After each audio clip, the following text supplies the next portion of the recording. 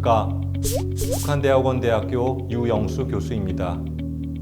오늘은 국제사회와 남북관계에서 이제까지 있었던 북한 인권 증진 노력과 앞으로 나아갈 방향에 대해 이야기해 보겠습니다.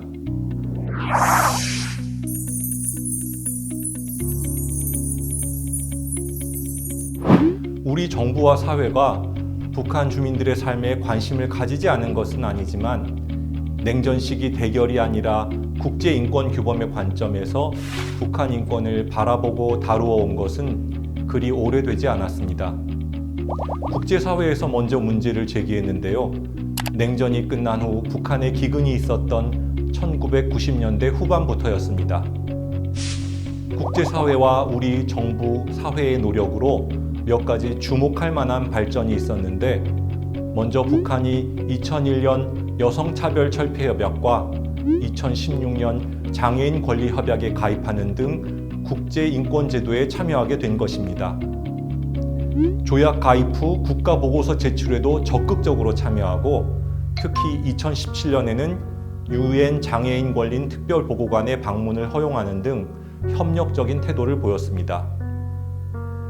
북한이 기본적 자유의 제한과 국가폭력이라고 하는 근본적인 문제보다 여성, 장애인, 아동 등 취약계층 인권에 대해서만 선별적으로 협력한다는 비판도 있을 수 있지만, 북한 당국과 주민들이 인권을 이해하고 자각하는 계기이자 국제사회와 인권을 주제로 협력할 수 있다는 점에서 큰 의미가 있습니다. 다음으로 UN 인권이사회의 특별 절차를 통해 북한의 현실이 밝혀지고 실행 가능한 조치에 대해 국제사회가 논의하게 되었습니다. 1997년 UN 인권소위원회에서 북한 인권 문제가 제기된 이래로 2003년부터 UN 인권이사회의 전신인 UN 인권위원회와 이어 UN 인권이사회 그리고 UN 총회에서 매년 북한 인권 결의를 채택하고 있는데, 북한 인권 특별보고관을 통해 북한 인권 문제를 매 회기 보고받고 2014년 북한인권조사회 보고서를 통해 광범한 조사를 실행했으며, 서울 UN 인권사무소 설치로 북한 인권 침해 사례를 기록해 책임 규명을 돕는 등 국내외 소통을 확대해 왔습니다. 마지막으로 대북 인도적 협력 및 개발 협력 사업을 통해 북한의 인도적 위기를 해소하는 한편 인권 향상에도 도움이 될 수 있도록 노력해 왔습니다. 북한의 1990년대 대기근에 이은 지속적인 식량난에 대한 지원과 의약품 지원이 중심이 된 인도적 지원이 농업, 산림복구 등 개발 협력을 통한 북한의 자립자활, 북한 주민의 참여를 통한 역량 강화 등에 포괄적인 영향을 주었습니다. 예를 들어 아동, 여성, 장애인 등 취약계층의 영양 공급과 질병의 치료 예방을 넘어 교육 환경 개선, 의료 환경 개선 등 인권 향상의 기반을 마련하는 방향으로 지원하는 형태입니다. 이를 통해 북한 당국이 취약계층 인권 향상을 위한 노력을 지속할 수 있고, 북한 주민들이 인권 의식을 가질 수 있기를 기대하고 있습니다. 이러한 진전에도 불구하고 우리와 국제사회가 바라는 일들이 아직 이루어지지 않고 있습니다. 시민적, 정치적 자유의 존중과 보호가 아직 요원한 일로 보입니다. 북한 인권에 대한 보고가 주로 과거 침해 사례를 다루고 있어 현재 상황에 대한 정확한 파악이 어렵지만, 과거보다 시민적, 정치적 자유가 향상되었다고 볼 수 있는 근거는 없습니다.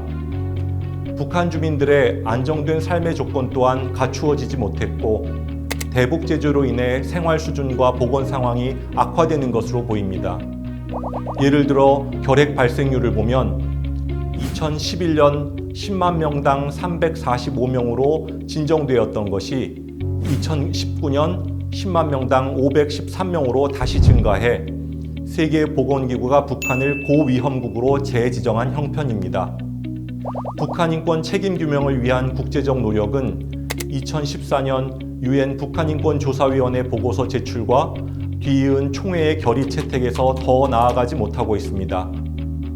미얀마 쿠데타와 민간인 살상, 러시아, 우크라이나 전쟁 범죄 등 심각하고 조직적인 인권 탄압이 늘어나고 있어 국제사회가 북한 인권 문제에 집중하지 못하게 될까 우려됩니다.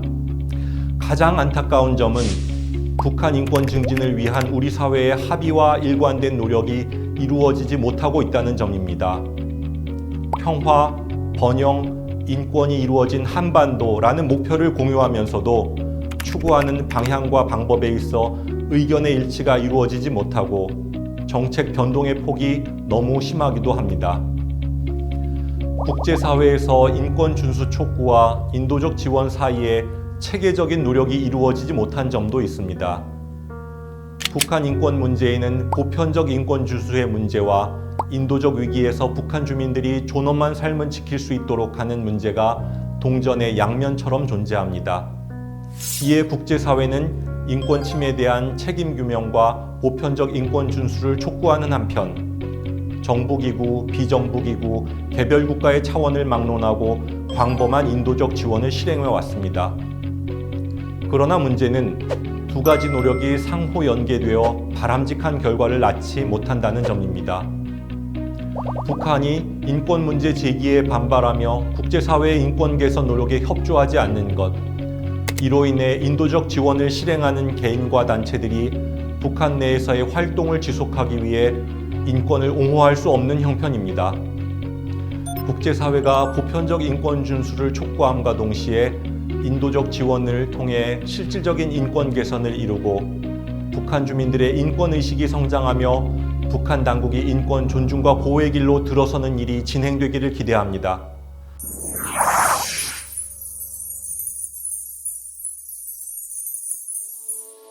보편적 인권 준수 관점의 접근과 인도적 지원 관점의 접근이 상승 효과를 일으키지도 각 관점을 지지하고 실행하는 개인과 단체들이 협력하지도 못했습니다. 이러한 한계가 단기간 내에 극복되지는 않을 것입니다.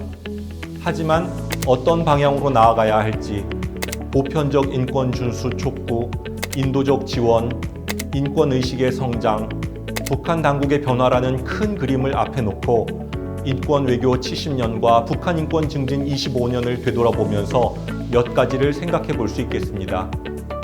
첫째, 우리 정부와 사회가 우리나라의 정체성을 형성하는 자유와 민주주의의 가치, 국제사회의 보편적 인권 원칙을 따르며 북한 인권 문제를 대하고 북한이 보편적 인권 원칙을 따르도록 해야 합니다. 다양한 의견이 오갈 수 있는 사회와 달리 정부는 특히 나라의 정체성과 국제사회의 원칙에 따라 일관성 있는 태도와 행동을 취해야 합니다. 발전된 민주주의 국가에 기대되는 태도와 행동이어야 하는 것이죠.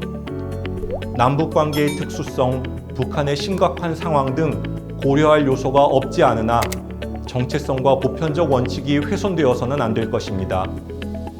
그리고 여러 요소들을 고려할 때는 국제인권 협력 정신에 입각해 국제사회와 소통하고 동의와 지지를 구해야 할 것입니다. 결국 북한이라는 한 나라가 국제사회의 인권 규범을 지키도록 하는 일이 우리들의 목표인데 북한이나 우리나라가 국제적 원칙을 지키지 않는다면 이는 목표를 훼손하는 행위로 보일 것입니다. 또한 이러한 목표를 위해 만들어진 국제인권 규범과 제도를 따르는 일이 효과적이기 때문이기도 합니다. 둘째, 이러한 가치와 보편적 원칙에 의거해 북한 인권 문제를 제기하고 인권 규범 준수를 촉구하는 것은 북한 인권 증진의 첫걸음입니다. 가치와 원칙을 위해 만들어진 국제 규범과 제도를 중요하게 생각해야 합니다. 하지만 또한 여기에서 머무르는 것은 국제사회가 지난 70여 년간 쌓아온 경험과 판단에 거스르는 일이 됩니다. 보편적 인권의 존중과 보호를 말하되 보편적 인권이 수용될 수 있도록 대화와 협력과 지원을 통해 접근해야 합니다. 무엇보다 모든 사람들이 인간으로서 권리를 누리며 살아가면 좋겠다는 진심이 있어야 하고 그 진심을 전할 수 있어야 합니다. 북한 주민들이 자신의 삶을 성찰하고 존엄한 삶에 대해 자각하고 열망할 수 있도록 그러한 삶을 이룰 수 있도록 만나고 얼굴을 마주하고 이야기하고 지원하고 바라봐 주어야 합니다. 이러한 일이 뒤따르지 않는 한 북한 인권 증진은 공허한 말에 그칠 것입니다. 결국 보편적 인권 준수의 관점에서든 인도적 지원의 관점에서든 북한 인권을 향상시킬 주체가 북한 주민들이기에 이들이 자신들의 인권과 공동체가 나아갈 방향을 생각하도록 하는 것이 중요합니다. 국제인권규범이 국내법과 제도를 통해 존중되고 보호되는 일이 실현되려면 국내적, 국제적으로 보편적 가치, 원칙, 기준을 공유하고 인권을 옹호하는 세력의 연합이 있어야 합니다. 이것이 지난 30년간 인권 연구의 결론이기도 합니다. 북한의 정치, 경제, 사회적 발전을 추구할 의지가 있고 이에 국제협력이 필수적임을 인식하며 국제사회와 함께 일할 수 있는 이들이 필요합니다. 국제사회의 환경이나 우리나라의 정치적 변화와 관계없이 북한과의 교류와 협력을 지속하는 것이 북한 인권 증진의 핵심이 되는 이유가 바로 이것이죠. 보편적 인권 의무를 강조하든 인도적 지원을 강조하든 지속적인 관여와 협력의 기반을 마련해 북한의 국제사회와 일할 수 있는 이들이 생겨나도록 해야 합니다. 지구상의 여러 나라 가운데 가장 인권 상황이 심각하다는 평가를 받는 북한의 인권 증진은 쉬운 일이 아닐 것입니다. 북한이 냉전의 유산을 여전히 짊어지고 있고 2022년 세계 정세 또한 북한의 변화에 긍정적이지 않으리라 생각됩니다.